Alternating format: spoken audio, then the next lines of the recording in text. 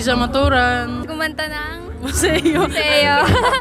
How was your feeling na nasa hits yung kanta niyong Museo? Siyempre, hindi nagsisink in. Parang, di pa makapatiwala talaga na overwhelm ako. Tapos, pero above everything else naman, super grateful ako talaga. Ano po, napanood ko po yung TikTok nyo, yung kay JK. Ikaw po pala yun! Yes, ako yun. Paano po yung nangyari nun?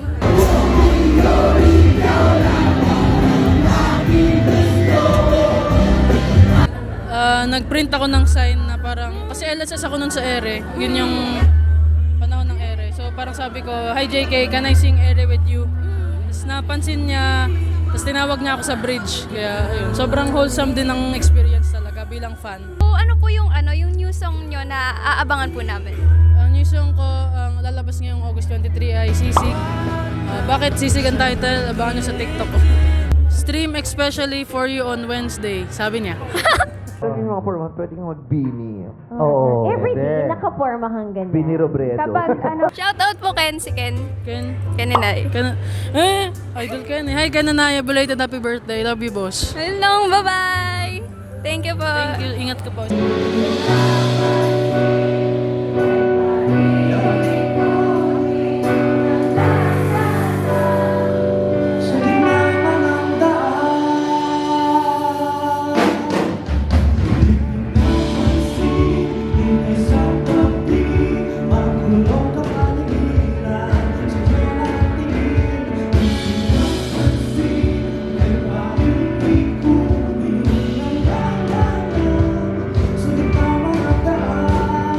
Dandiin nyo na ako para nga nyo na Diyos ko, dandiin nyo na ako para nga nyo na Diyos ko. Wala bang lalandi dyan? Sawang-sawa na akong mag-isa. Wala bang lalandi dyan? Sayang naman yung pagkaloyan ko.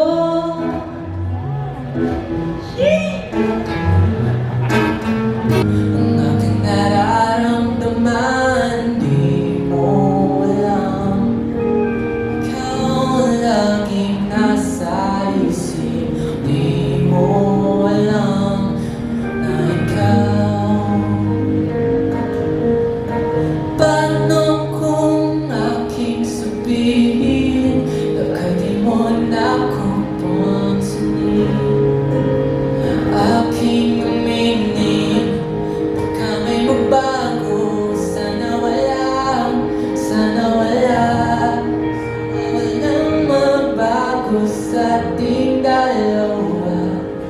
Paano kung aking uminin na malihim ko ang pagtingin? Nahuhulog na ata ako.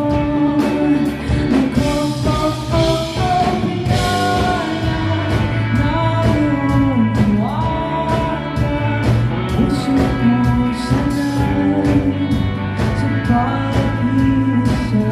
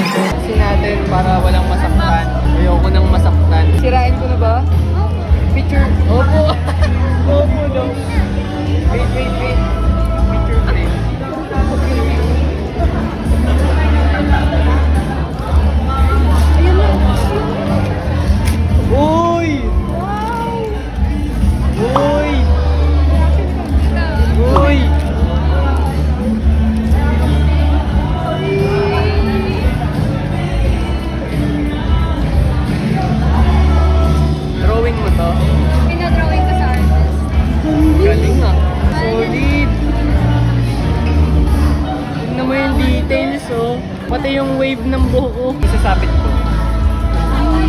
Dapat yan lagi mo yung dala. Uy! Diba rin nakikig ka, lalabas. Then, lagay ko to tapos may jar. Funny.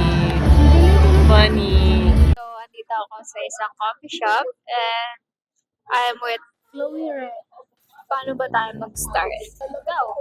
Paano ka nag-start? Narinig ko yung bahala na, syempre, yun, bahala na, discover ko si Ken Doon talaga sa siya social media. Yung bagong release ng bahala na, parang di ko pa siya, di pa talaga ako fan talaga Ken. Parang nakikinig na ako sa song niya. May nakita ako sa social media, taga-UP ako, malapit na ako sa UP. Basking. Sabi ko, ano yung basking? Sinerch ko yun sa sa Google. Performance sa public. Pumunta ako. Pero bago ako pumunta, nagano ako sa GC ng mga classmate ko. Uy, may ganyan si Ken. Pero kilala ko na si Ken na yan. Mama sila sa mga sila eh. Yun nga ba yun? Rodeline ba? Di ba wala mag-drop? Hindi, sige lang. Shoutout mo sila oh. Rodeline. At saka si Aaron Bagayan. Si Zach. At saka si... Tabudlo? Hindi. Ay, hindi. Kala ko tabudlo. Ramirez. Oh. At saka si... Danny Lin. Oo, apat. Shoutout sa inyo, kaklase ni Chloe. Sa'yo. Supportive sila. Mm. Eh, mahal na mahal ko yun nung grade 10. Noong grade 10 lang. Hindi. Tsaka, ay, Si sorry. mamaya-maya, nakita namin si Kininaya. Doon ako nalulok. Ay, grabe. Wala, ito pala si Kininaya. Ang ganda niya, no? Ay, ang gwapo na lang. Ang ganda. Ang ganda. Sino? Joke lang, Ken. Maganda siguro si Ken pag, Maging babae. Oo. Oo, pwede rin. Try mo, Ken. Mag-big ka sa sunod. Yun. Hindi talaga mga supportive talaga yung mga friends. Oo, when supportive. it comes- Grabe, supportive talaga sila sa akin nun. Ganun din ako nun. Like, yung kay Ken din, Huh? sa UP Fair, first UP Fair ni Ken, andun ako. Tapos, kasi second to the last magpa-perform si Ken. Tapos, late na kami makaka-uwi. Eh, may swimming class pa kami nun. Mga na nun, 2 a.m. Eh, yung swimming class namin, 6 a.m. So, mga kasama ko, mga kaklase ko, sabi ko, mauna na sila, ganyan-ganyan. Kasi, gusto ko talaga mapanood si Ken. Ang ginawa nila, nagstay sila. Magtiting na yun gano'n. Nagstay sila para lang mapanood ko si Ken. We love classmates. Ano po? Tapos, yun. Ay, grabe. Ito, itatao. So, syempre, kinilig kami nun. Siyempre, sino ba naman kikikilig? Happy ko nung nakita ng, oh my God, sikat, artist, ganon. Tapos nung siguro nung tumagal-tagal na, ano na yung feeling, parang, okay. Pero, Hindi na masyadong OA na, ay, mafan yung uwi talaga yung kasi. Oo. Pero, Ngayon, okay na. Hello, hi. parang Gantuan. bago lang ako, Bram. Bago lang, Pero consistent. perfect naman. Ang galing. Nung baguhan ako, mga lang eh. Ang lalayo kasi nung kay Ken dati. Ayun, hindi pa ako nakakapunta nun. Yung first na punta ko is yung sa UP Fair. Tapos yung second, Truth Music Fest sa Circle. Matagal yung interval eh, bago ulit ako makapunta doon. Kasi lagi siyang nasa, malalayong lugar nag-gig. Tapos yun, sakto sa Circle. Okay pa ako nung hiningi ko yung guitar pick ni Ken. Kaya nawawala yung guitar pick muna sa akin. Grabe, ang saya-saya ako naging idol ko si Ken Laya. Ikaw ba? Kunwari, eto si Ken. Lagi mo pinapanood. May chance ba yung mga ibang artists? Gusto mo rin mapanood sa mga ibang artists, yung mga gigs? Oo, syempre. Like, sino? Like Emerald, Rodessa, kumanta ng Hulaan. Hula, Janine. Oo, si Janine. Sorry, nakalimutan ko. Maganda rin na hindi ka lang nagpo-focus sa isang fandom. Kasi diba mostly yung mga ibang fandom kapag idol mo sila, dun ka lang, ganun. Hindi ka nakikinig ng iba. Nakikinig din ako ng nagkakanta. Oo. Ayun nga, goods. So, ayun, guys. Wala ka ng ibang sabihin. Doon. Ay, hindi pa tapos yung story ko. Ay, hindi pa ba yun tapos? Oo. Dami ko na lang ako pinapakita. Song na. Tapos doon na bait yan? Sobrang bait na rin. Oo. Joke lang. Ako, ang saya-saya talaga. Yun ko, ang saya-saya ko. Naging fan ako kay Ken. Hanggang patuloy na, pumunta na ako sa weekend. Hanggang, Hindi na OA. Aking Gar na. Ken, bakit mo ako tinatawag na Gar? masaya na ako kaya pag ano, Anong tawag sa'yo ni Ken? nabanggit ni Ken name ko. Chloe? Akin Gar. Sige Ken. Gar tawag sa akin, Ken. Ano friends zone? Okay lang. Di bale na. Sino ba naman ako para? Thank you, Chloe. Thank you sa pag-guest dito sa vlog ko. Subscribe kayo. Labat na. Oh my God. Bye-bye! Bye, guys!